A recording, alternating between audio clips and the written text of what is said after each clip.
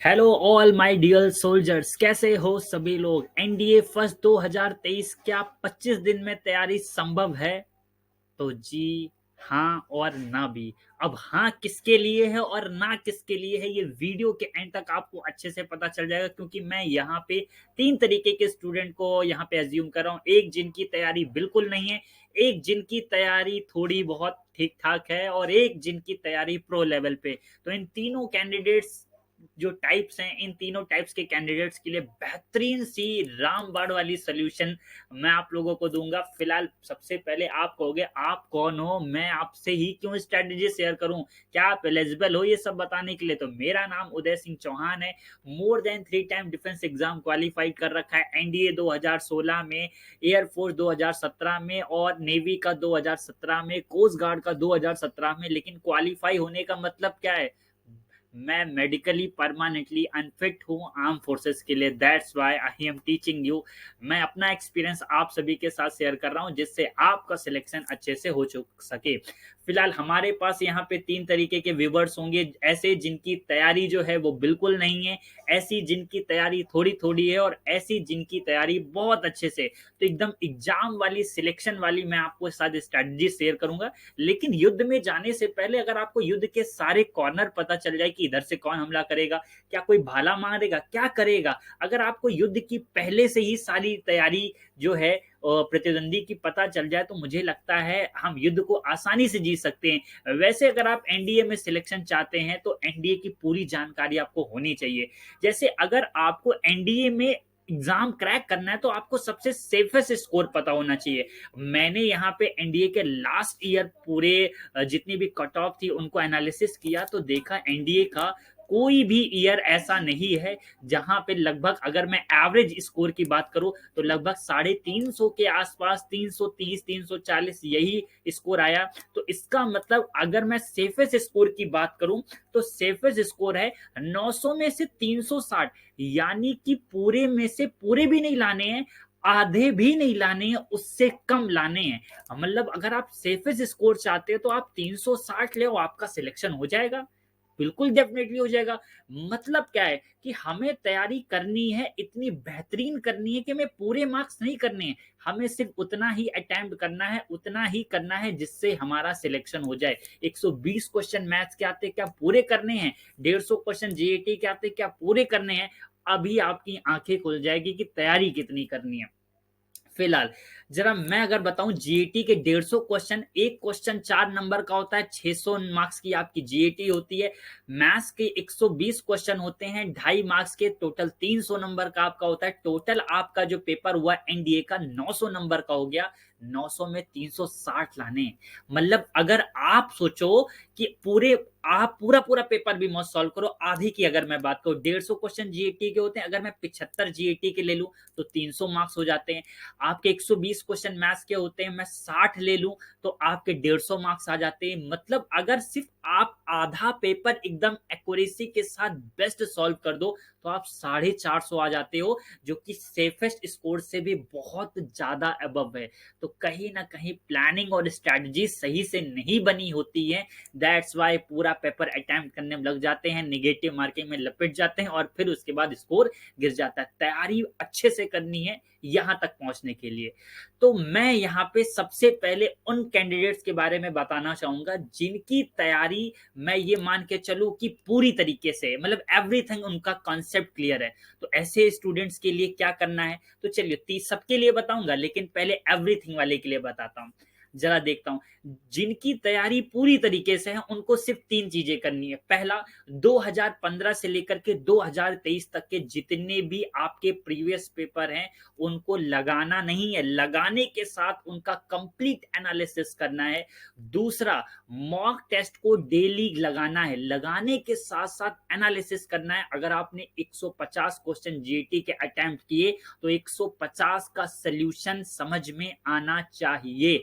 That's why this is mock test analysis. और third, जब आप मॉक लगाओगे ना तो आपको पता चल जाएगा कि कौन सा टॉपिक स्ट्रांग है, कौन सा टॉपिक वीक है। तो जो टॉपिक वीक टॉपिक्स हैं उनको नोट कर लेने हैं और उन्हें आपको स्ट्रांग बनाना है, क्योंकि आपने तैयारी तो बहुत अच्छे से कर रखी है, लेकिन जो वीक टॉपिक्स हैं उनको आपको स्ट्रांग बनाना है। और अटेंशन, ये जो लिखा हुआ है मॉक टेस्ट डेली एनालिसिस करना है, जिनकी तैयारी अच्छी है वो बिल्कुल इससे पीछे नहीं हटेंगे।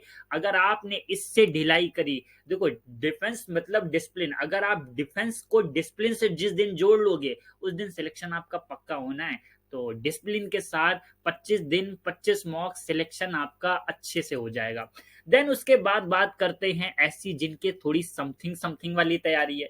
तो देखो समथिंग जिनकी तैयारी है उनको पहला काम आज ही के दिन ये करना है कि पहले 4 मॉक लगा लो। जैसे ही आप 4 मॉक लगाओगे तो आपको ये पता चल जाएगा कि कौन से टॉपिक आपके वीक हैं और कौन से टॉपिक स्ट्रांग है। अब जैसे ही आपको वीक और स्ट्रांग टॉपिक मिल जाते हैं तो जो आपके स्ट्रांग टॉपिक है ना उनको स्टील से भी ज्यादा स्ट्रांग कर लो, जिससे आपके वो मार्क्स तो कंफर्म हो जाए कि वो टॉपिक आया तो मेरा मार्क्स कंफर्म है। तो पहले वही काम करना है, जो टॉपिक थोड़ा स्ट्रांग है उसको और स्ट्रांग कर लो। ये काम कब तक करना है? 15 दिन के अंदर। और अगर आपके पास टाइम बच जाता है तो आप क्या करो, जो आपके वीक टॉपिक है अब उनकी तैयारी, उनका कॉन्सेप्ट पढ़ करके उनको अच्छे से कर लो। तो आपका वीक से स्ट्रांग से आपका स्कोर और अच्छा हो जाएगा, और वीक वाला जो है वो थोड़ा बहुत तैयार होकर के शायद वो भी अच्छा स्कोर कर जाएगा। लास्ट के 10 डेज मॉक टेस्ट लगाना नहीं राजा बाबू, एनालिसिस करना है। अगर आपने एनालिसिस किया 150 क्वेश्चन वो और 120 क्वेश्चन वो, तो आपका स्कोर बहुत तेजी से बूस्ट करेगा, एक्सपोनेंशियल बूस्ट करेगा। एनालिसिस करना है, हमें कोई चीज देखनी नहीं है, देखने के साथ उसकी नक्काशी को भी समझना है कि यार ये आर्किटेक्ट बना है लेकिन ये बना ऐसे कैसे है, तब आप अच्छे से वो स्कोर कर पाओगे। एंड उसके बाद आते हैं वो कैंडिडेट जिनकी तैयारी कुछ भी नहीं है। तो पहले अपने आप से ये पूछो कि तुम इतना लेट क्यों हो, और अपने आप से आज ही ये वादा करो, आज के बाद मैं कभी भी लेट नहीं होऊंगा, तैयारी करनी है तो टाइम से करूंगा वरना फिर नहीं करूंगा। अब उसके बाद क्या करूं सर जी? तो देखो मैं आपको बताऊं, आप क्या करो वेटेज वाइज, देखो स्कोर तो आपको लाना है, मैंने बताया पूरा पेपर अटेम्प्ट नहीं करना, आधा पेपर एकदम सही एक्यूरेसी से अटेम्प्ट कर लेते तो भी आपका सिलेक्शन हो जाएगा। तो आप क्या करो, मैं आपको अपने टेलीग्राम पे, जो कि आपको डिस्क्रिप्शन में मिल जाएगा, वहां पे जितने भी टॉपिक्स हैं आपके जीएटी के, मैथ्स के, मैं वेटेज वाइज उनकी एक पीडीएफ शेयर कर दूंगा। और जो वेटेज वाइज टॉपिक्स है और आप उनको क्या कर लो और अच्छे से स्ट्रॉन्ग कर लो वेटेज वाइज जो टॉपिक हैं। और उसके साथ आप क्या करो, मतलब अच्छे से टॉपिक का मतलब अच्छे से तैयारी करना है। अब ढिलाई करोगे तो फिर क्या होगा, है ना? तो अब तो समय आ गया है तलवार उठा करके युद्ध में लड़ने का, और अभी भी कह रहे हो कि थोड़ा बहुत सहिता लें, ऐसा काम नहीं करना, तैयारी करनी तो जुट जाओ अभी।